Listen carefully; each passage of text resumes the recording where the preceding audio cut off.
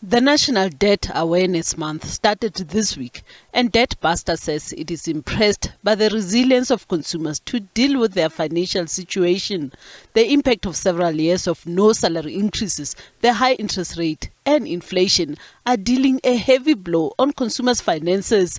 Consumers are also spending more money on food, electricity, and transport, and many consumers are seeking unsecured loans in order to supplement their income. Debt-to-income ratio was at 161% high among consumers earning 20,000 rand a month.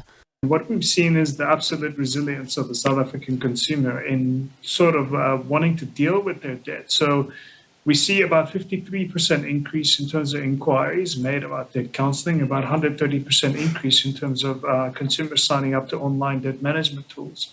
So for us, that's an indication that consumers more than ever are serious about dealing with their debt. The second finding is that the compounding effect of several years of lack of salary increases, as well as inflation, as well as interest rate increases, has now really come together in terms of the impact on the consumer.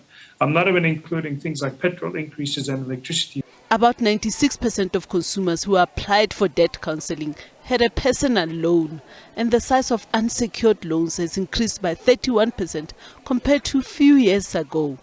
It's going to be really difficult for consumers to be able to service everything that they need to service from a debt perspective. Already we're seeing that consumers need about 2/3 of their net income when they come to debt counseling. They need that to service their debt. And with as interest rate increases, that amount that they need to service their debt also increases, because unfortunately half of the debt, at least half, is coming from really high interest rate, on average 23% unsecured debt for consumers. So more increases will mean essentially less money in our pockets. Debt Buster says that it has seen an increase of 130% in consumers who are seeking debt counseling, and has reiterated that debt counseling can assist consumers to reduce the interest rate charged for unsecured debt. Naledi Matlapeng, SABC News, Johannesburg.